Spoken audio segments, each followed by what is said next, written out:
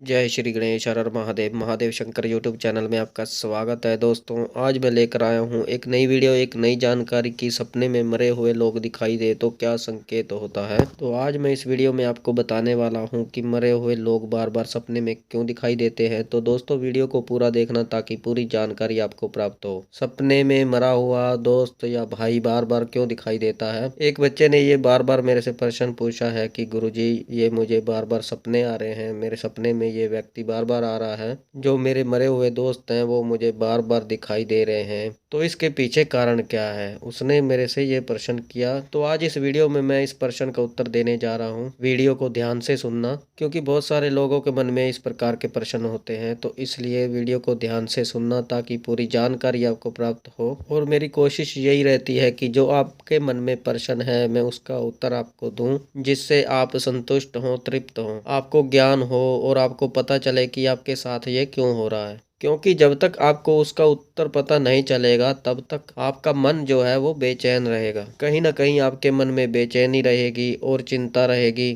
तो सुनिए, सपने में जो मरा हुआ व्यक्ति दिखाई देता है, चाहे वो आपका भाई हो, दोस्त हो, चाहे आपका वो कोई रिश्तेदार हो, वो बार बार इसलिए दिखाई देता है कहीं ना कहीं आपका या उसका आपके प्रति मोह है, या आपका उसके प्रति मोह है। आप जिसे बहुत ज़्यादा चाहते हैं, अगर आपका उसके प्रति बहुत ज़्यादा मोह है, बहुत ज़्यादा प्यार करते हैं, आप उससे उससे बहुत ज़्यादा मोह करते हैं। प्यार भाई बहन का भी होता है, पति पत्नी का भी होता है, माँ बेटे का भी होता है, दोस्ती का भी होता है, माता पिता का भी होता है, माँ बेटी का भी होता है। तो हर तरीके का प्यार होता है, हर तरीके का मोह होता है। कहने का मतलब है कि जब आपका उनके प्रति बहुत ज्यादा मोह होता है तब आपके साथ ऐसा होता है कि वो तो मर चुके हैं पर कहीं ना कहीं वो आपको सपने में दिखाई देते हैं, आपसे बातचीत करते हुए आपको दिखाई दे रहे हैं, या कहीं आप गए थे वो घटना आपको बार बार दिखाई दे रही है। अब ये बार बार दिखाई क्यों देते हैं, क्या कारण है कि ये बार बार आपको दिखाई देते हैं। इसके पीछे कारण ये होता है कि बार बार आप या तो उनको याद करते हैं या उनकी फोटो देखते हैं, बार बार उनके घर जाते हैं आप बार बार, क्योंकि घर जाते हैं ना तब भी उनकी अनुभूति होती है आपको। तो ऐसा होता है कि बार बार वो आपको सपने में दिखाई देते हैं। और जिनके घर में मृत्यु होती है वो किसी का भाई हो सकता है, बेटा हो सकता है, पति हो सकता है, पिता हो सकता है, पर उनको वो दिखाई नहीं देते, पर आपको वो दिखाई देते हैं। क्योंकि आप अगर उसके गहरे दोस्त हैं, आप उसके घनिष्ठ मित्र हैं, तो वो आपको दिखाई देते हैं। और कहीं ना कहीं आपका जो उनके प्रति रिश्ता था वो बहुत ही अच्छा था।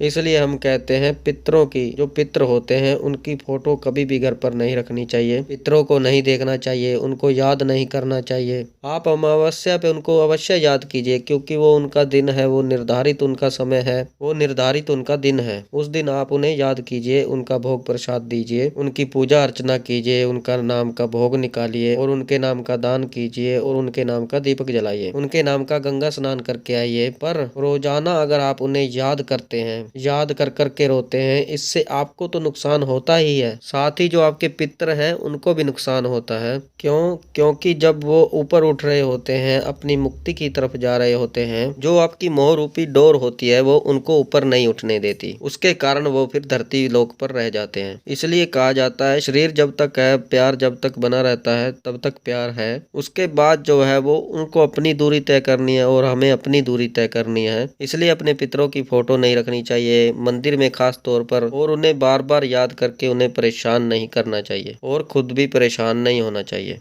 मंदिर में तो खास तौर पर उनकी फोटो आपको नहीं रखनी चाहिए। हमारे यहाँ तो पितरों का स्थान बनाया जाता है, आपके यहाँ पता नहीं, मुझे आपके यहाँ स्थान बनता है या नहीं। हमारे यहाँ 2 ईंटों से 5 ईंटों से गंगा जी पर जाकर वो जाते हैं, वहाँ पर स्नान करा कर लाते हैं। जब स्नान कराने जाते हैं तो स्पेशल उनके लिए एक शीट जाती है। यहाँ से जाएंगे तो खाली शीट एक रहेगी उनके नाम की। जब ईंटें आप यहाँ से लेकर जाएंगे, वहाँ से आप आएंगे, ईंटों को स्नान करा के लाएंगे, वहाँ से आएंगे तो आप बोलेंगे कि हे मेरे घर के पितृदेव, मेरे घर के पितरों, मेरे साथ मेरे घर चलिए। तो उनकी जो शीट होगी उस पर कोई नहीं बैठेगा, वो आएंगे उस शीट पर। आपको एक कपड़ा रखना है उस शीट पर उनके नाम का, एक सफेद कपड़ा बिछा कर लाते हैं और वह यहाँ घर पर आके हमारे यहाँ स्थापित कर देते हैं। तो घर में जब पितर होते हैं और छत पे पितरों का स्थान होता है, पितरों का स्थान छत के ऊपर होता है। छत पर आप कोई भी ऐसा काम करते हैं जो दान पुण्य से जुड़ा होता है, जो धर्म से जुड़ा होता है, तो आपके पितर प्रसन्न होते हैं। जैसे चिड़ियों के लिए पानी रखना, पानी रख देते हैं आप पक्षियों के लिए, आप दाना डाल देते हैं उनके लिए,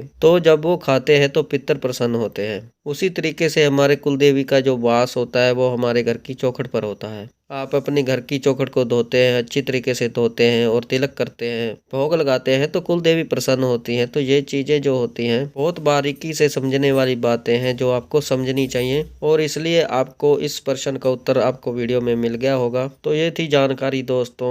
तो मुझे आशा है जो मैंने आपके प्रश्न का उत्तर दिया है आप इससे संतुष्ट हुए होंगे, और कोई आपका अगर प्रश्न है तो आप हमारे पास कमेंट कर सकते हैं, हम आपको अवश्य उसका उत्तर देंगे। तो ये थी जानकारी। आप जान सकते हैं कि क्यों आपको सपने आते हैं। इस वीडियो के माध्यम से जो मैंने आपको जानकारी दी है, आप जान सकते हैं कि क्यों आपके सपने में मरे हुए लोग आते हैं। तो मुझे विश्वास है कि ये जानकारी आपको पसंद आई होगी। अगर आप हमारे चैनल पर नए हैं तो चैनल को सब्सक्राइब करें और बेल आइकन को दबाएं, ताकि हमारी जो नई जानकारी आए, नई वीडियो आए, वो सबसे पहले आपको प्राप्त हो। ज़्यादा से ज़्यादा इस वीडियो को शेयर करें ताकि और लोगों तक ये वीडियो पहुंचे और उनको भी इस बात का पता चले कि जो मरे हुए लोग सपने में दिखाई देते हैं वो क्यों दिखाई देते हैं, किस कारण से दिखाई देते हैं, क्या वजह होती है।